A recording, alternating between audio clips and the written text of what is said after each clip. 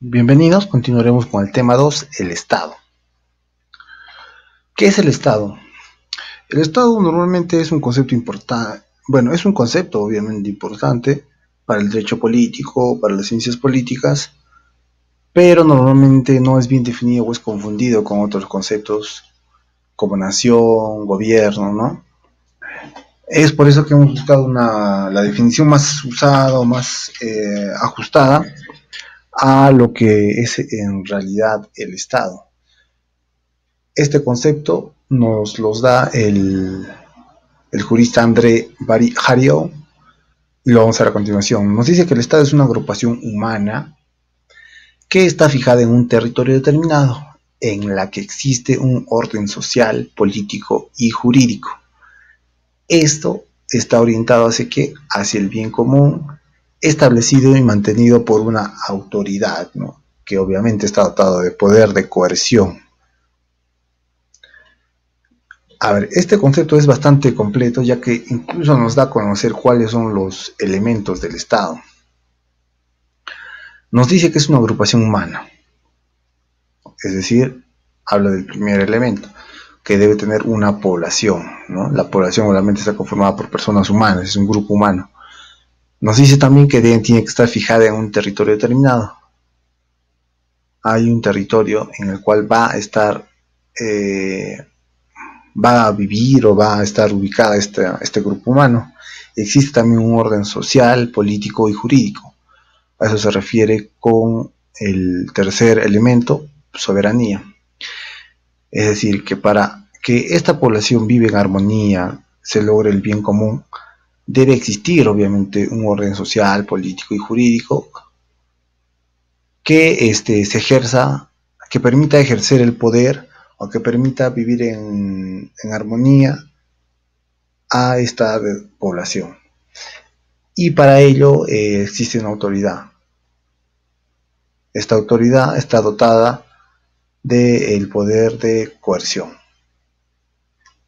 para poder hacer cumplir, ¿no? lo que diga el orden jurídico, el orden social, el orden político que se tiene establecido. ¿Qué es la administración pública? La administración pública son un conjunto de organizaciones, es decir, un grupo de organizaciones que el Estado utiliza para canalizar y atender adecuadamente las necesidades colectivas de interés público.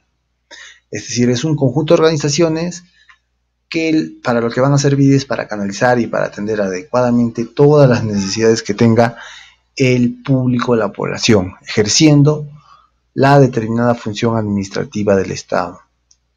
¿A qué se refiere con función administrativa del Estado? Al conjunto de decisiones y operaciones mediante las cuales se procura la satisfacción de las necesidades colectivas, ¿no? Utilizando recursos públicos, desarrollando acciones destinadas a la comunidad y produciendo bienes y servicios dentro de las orientaciones generales trazadas por las políticas públicas y por las normas generales, es decir, por las directrices que se tengan en el campo político y por las normas legales.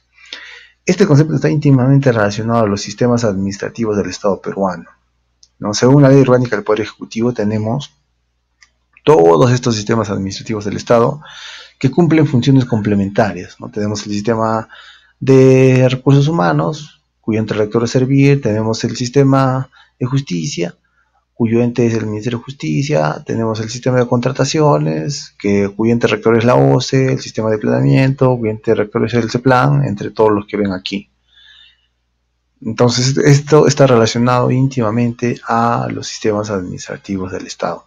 La estructura que estos órganos pueden adoptar en conjunto depende de la decisión política y de las necesidades del Estado. Es decir, la estructura que pueden adoptar el Estado o la administración pública va a depender de las necesidades que tenga cada Estado.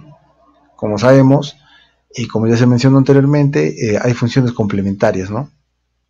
Y aquí lo podemos ver. No hay dos entes que realizan las mismas funciones.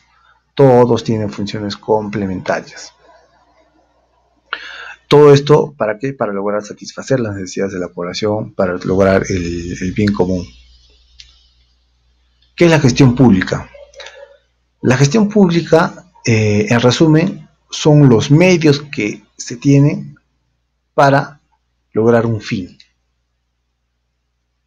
¿Correcto? Ya, como vimos anteriormente, la administración pública está representada por las organizaciones del Estado, ¿no? O por los entes que conforman el Estado. Y los medios para lograr los fines que se tenga son la gestión pública. ¿A qué se refiere esto?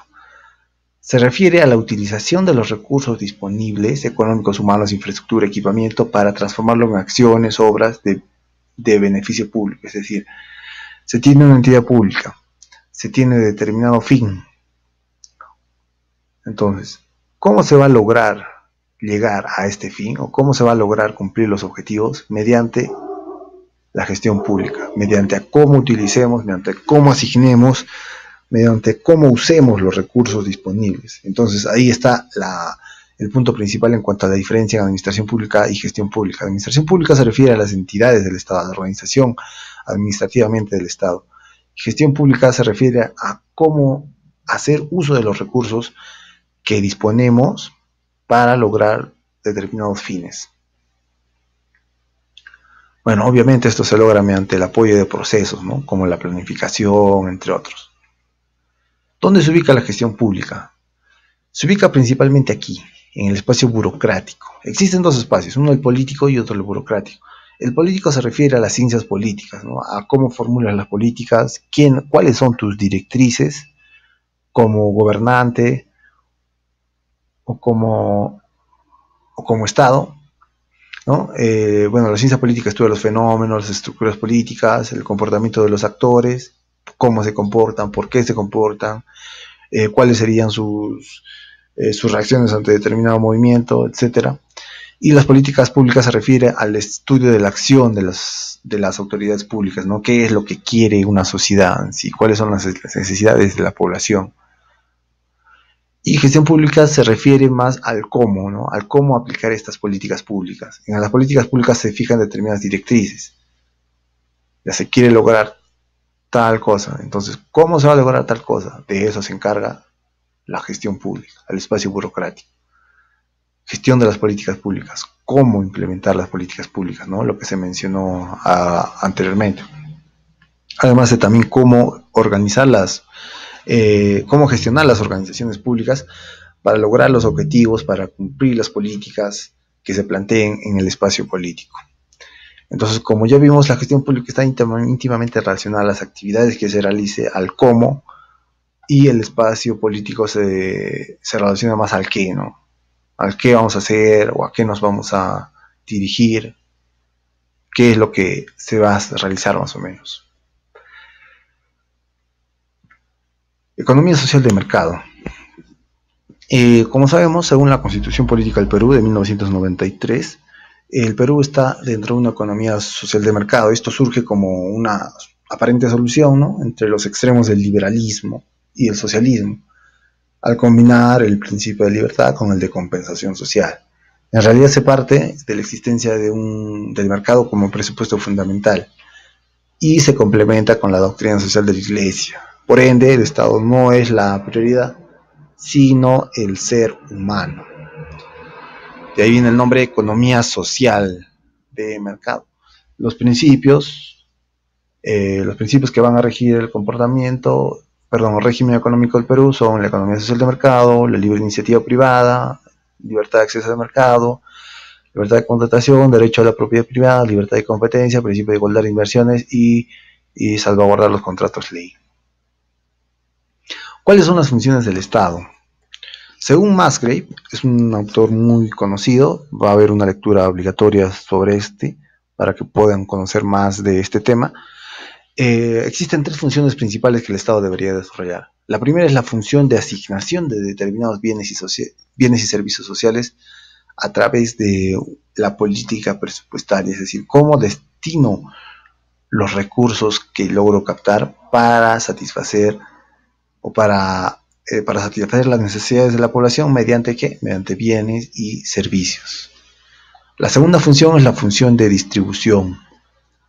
La función de distribución se refiere a cómo, a partir del cobro de impuestos en los sectores con mayor capacidad de contribuir y la ejecución del gasto dirigidos a quienes no tienen la capacidad económica para adquirir ciertos bienes y servicios, cómo se logran los objetivos, ¿no? Cómo se distribuyen los recursos que se tienen.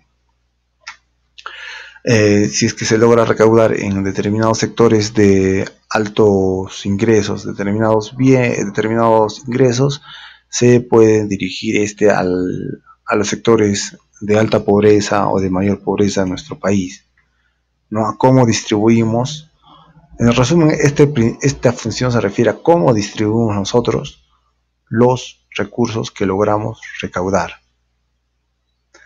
Y la tercera función es la función de estabilización, ¿no? Habla acá un poco del intervencionismo que tiene que tener el Estado, cierto intervencionismo parcial se podría decir, o un intervencionismo de emergencia, ya que a través de los impuestos y el presupuesto se puede tratar de llegar al pleno empleo, al crecimiento de la economía y a la estabilidad de precios, ¿no? Lo ideal sería que todos tengan un trabajo, que el país crezca todos los años con cifras positivas y que haya estabilidad de los precios, ¿no? Que se tenga una inflación mínima, porque la inflación no es mala en sí. La inflación mala es cuando se va a los extremos, ¿no? Una deflación, es decir, una inflación negativa, o una inflación más allá de los 5 puntos, por decirlo. Una inflación pequeña es muestra de que un país está creciendo, o sea, la inflación no es en realidad mala. Y para ello está el Estado, ¿no? Vemos que existe en nuestro Estado el Banco Central de Reserva, que tiene cierta función interventora en la política monetaria, ¿no? Trata de buscar que no haya inflación mediante la venta de dólares, compra de dólares, regular el tipo de cambio, ¿no? Entonces ahí se manifiesta, por ejemplo, este principio, esta función, perdón, la función de estabilización, que habla, como les mencioné, del papel interventor del Estado. Bueno, eso sería todo en cuanto a las funciones del Estado. No olviden revisar las lecturas obligatorias y las lecturas adicionales o complementarias que no son obligatorias. Bueno, les recomiendo también revisarlas porque es material que les va a ser de utilidad en un futuro y también van a conocer un poco más a profundidad estos temas. Gracias. Nos vemos en el siguiente video.